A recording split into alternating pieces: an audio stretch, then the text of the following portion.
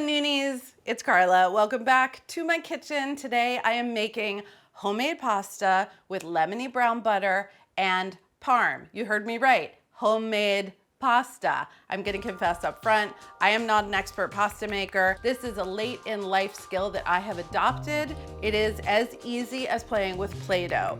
You're gonna get your hands in there, you're gonna make big chewy noodles, and then after that, we are gonna make a lemony-browned butter sauce that is loaded with parm. It's like a lemony alfredo with strong piccata energy, and I honestly could not think of a better, hotter, more tactile, sexier thing to do on your third date. You know, when you have the person come over and you cook for them, you can cook together.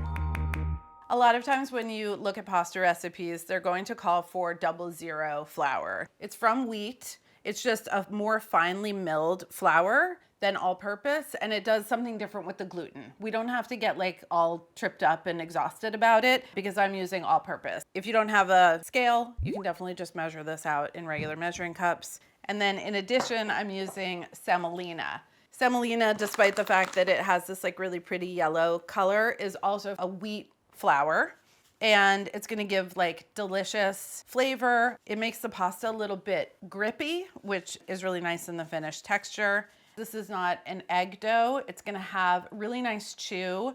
It's not as delicate as an egg dough. That's a pinch of salt. One of the misconceptions I think people have, or that I had about fresh pasta, is that you can never really get an al dente texture from it because it's not dried. I find that to not be the case with this dough and this shape. All right, once the dry ingredients are blended, I'm just gonna put them right out onto the surface. And you wanna make a well in the center. So this is another part that I think intimidates people, the well and the pouring of water into the well. It's totally fine. If some water leaks out, you just scoop it back in. The first time I made pasta, fresh pasta, I was following the recipe, and you have to go really, really slowly at the beginning and slowly incorporate the flour into the water. But I'm impatient and I couldn't figure out why you had to go so slowly. So I just like mixed it all together and it doesn't work. So don't make that mistake because I already did. The middle of this well is now our little flour pond. And I'm using a fork and kind of going around the edges. As I go around, I'm kind of just gently grazing the edge of the wall and pulling some floofs in. So it's like if you were trying to get somebody's attention, but you don't want them to know that you're trying to get their attention, you would just like, oh, accidentally bump into them with your shoulder. That's what you're doing here. We're just bringing in a little at a time and incorporating it and going around and making sure it's smooth. At a certain point, this mixture in the middle is gonna get thick, like a paste, almost like Elmer's glue. And at that point, you can be a little bit more aggressive or confident in how much flour you're pulling into the center. But this is about where you wanna be before you start adding bigger tufts. It's like, let's go. Like now you're pushing somebody along. We're going down the street. We gotta like move it along. It is possible that you're gonna get to the point where the well part of your dough can't take in any more of the dry, and that's okay. Like you might not get every last bit of flour. There might be some dry bits that end up stray, and that's there, right? And that's a thing that happens. So now it's like kind of starting to stay together as a ball. Very scientific words that I'm using. We're flicking floofs, and we're starting to mush and mash.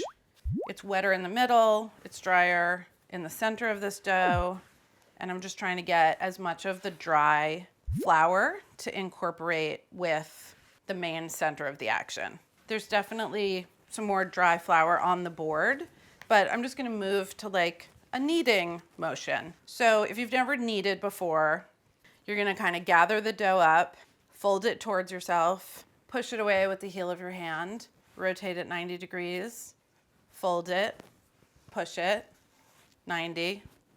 It is possible, depending on the day and the moisture in the room, that you will do everything with the exact same measurements that I did, and the dough is gonna feel a little bit dry. And even this dough right now, as I'm pushing it, it sort of breaks apart in a little bit of like a dry and shaggy way. Great, no problem. The only thing you need to do is add a tiny bit more water.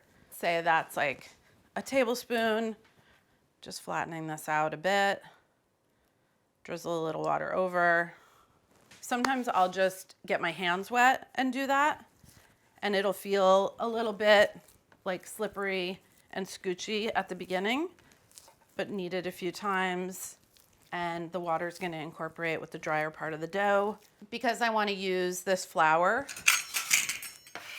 on the surface, but I don't want to incorporate any of these dry flour bits. I'm just going to scrape that all out.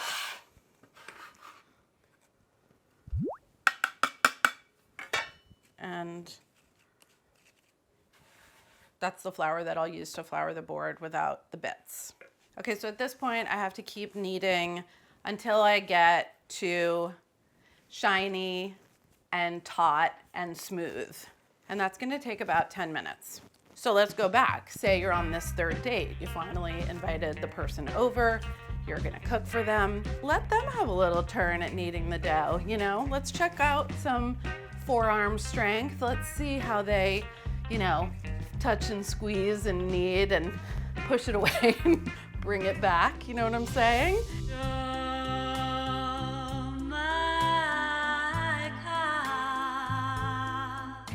My pasta.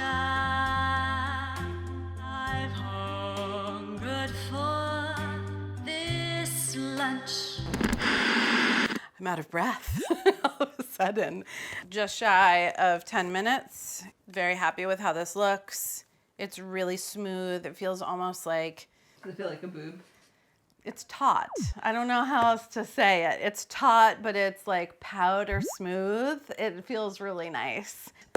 Nice and round, beautiful. So at this point, you would want to wrap the dough airtight, hold it for at least 30 minutes at room temp, and you can go longer than that. So if this date turns into a sleepover, you can make the dough today. After it's sat for 30 minutes, pop it into the fridge, and it can sit overnight before you make your shapes. Oh my God, it's you. Oh my God, my date is here. So's mine. We have some cool dough. Do you want to cut this into quarters for me? Quada. Cutting the dough into 4 pieces Cutting with the my dough. trusty assistant. Beautifully done, by the way. Come on, we're gonna work with 1 piece at a time, keeping the other pieces covered so they don't dry out. Don't want some crusty old man dough. I just imagine like a wrinkly old man. Exactly. With a walker. Yeah. And it's dough. Right. We love anthropomorphizing recipes around here. And I wanna get this down to a 1/4 inch. Quada. Just rolling rolling it it out. out. Doesn't really matter what shape it is. Oh, it looks like a cat. Like a A cat? I was gonna say. a cat. I was gonna say it looks like a shark tooth. It looks like a ghost from Pac-Man. Funny you say ghost. Oh. All right. So.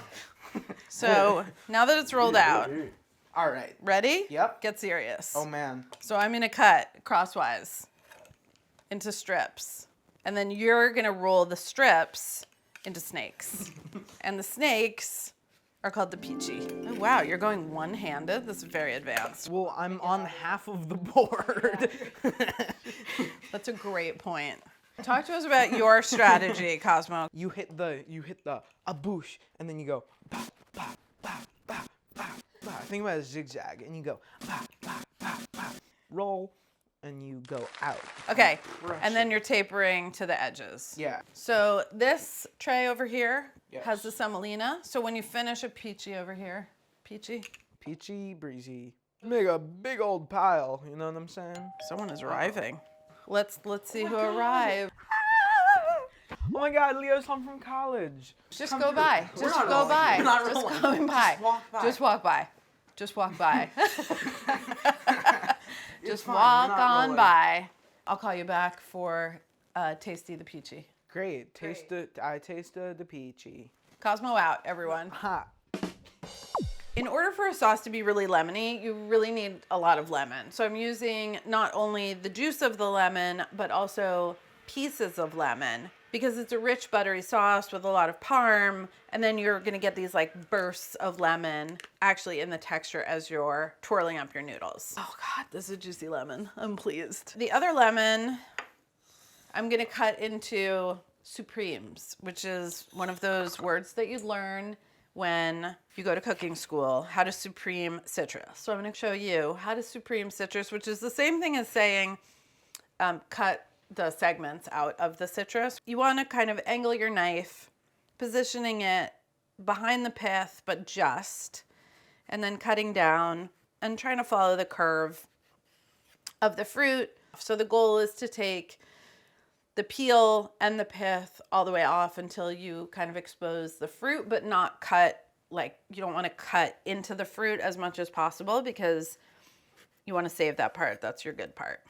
And then working over a bowl, because I want to capture the juice and the segments together. You're going to put your knife, I always imagine it like 2 pages of a book opened, and you're going to cut to one side and then to the other, and release that perfect little segment. If you just fast forwarded to get to the sauce part, welcome back. You would be using dry pasta. Everything else that I'm doing stays the same. I have a large, wide pot, and into that I'm putting unsalted butter. And I want this to melt and then foam and then turn the corner after foaming to browning. That's where the fat from the butter and the milk solids separate, and the milk solids actually start to caramelize a little bit. That's just making brown butter. Brown butter just has a little more dimension, and it's gonna cut through this lemoniness. They're gonna be really great friends. It's gonna be very noisy. That's the water content that's in the butter is actually simmering and evaporating and making those bubbles. And it's actually when things quiet down that you're close to the browning. It quieted down. I'm starting to see light brown milk solids collecting on that edge. This is where you want to be paying attention. It's just like a caramel. It's like nothing is happening, and then all of a sudden it's happening. So to this, I'm gonna add some capers. That's the water and the capers sizzling right away. And I want to fry these a little bit until they turn golden brown. And now you're getting that like pickly, vegetal, green, very grassy flavor. They're lightly golden. They're starting to like split open. Now that my capers are fried and golden, I'm adding the lemon juice. So the lemon juice is going to do a couple things. Obviously, it's part of the sauce. Its flavor is marrying with the buttery flavor, yada, yada. But it's also, because of the volume of it, because it's not hot, it's stopping the cooking of the butter. I just want to simmer it a tiny bit. It's going to continue to change when the parm goes in. If it seems really tart, don't worry. Fresh pasta cooks a lot faster than dried. These are going to take 5 to 7 minutes. If you haven't made the brown butter sauce before, I would get that done before you put your pasta in, just so you're not like tracking 2 things at once. 5 minutes have elapsed. I like to go directly from the pasta pot into the sauce. If that's not an option for you, just scoop out a cup or a cup and a half of water and then drain the pasta a la normal and then drop it in here. Little peachy. All right, we've got our fat spaghetti. This next part goes like all of the pasta goes. I'm adding that last lemon segment addition. I want a good amount of pasta water combining with the fat that's in the pan. In this case, that's our brown butter. And then I'm going to gradually add half a cup of grated parm, stirring and tossing and tossing and stirring until it's all in. The sauce is coating the pasta. The cheese is melted. It tastes right. This looks exquisite. I guess this is my lucky night. Let's try this guy. Yes. Pretty good. Oh my God, it's so lemony. It's so lemony, right? You're a total lemon head. Is this too much lemon? Good. No, it's good. Is that caspacuda? Capers. Casper. These little guys? Yeah. It's a pickle. Just think of it as a pickle. Pretty good. Can we talk about the texture of the Yeah, peachy? it's- Like, what is happening? Freshly made noodles. It's freshly What made else could you ask noodles. for? I would say if you do not like chewy, get the hell out of here. The pasta is so fresco and the capers are so scrumptious. Hit that like button or subscribe if you will. You're good. Class How much dismissed. is it?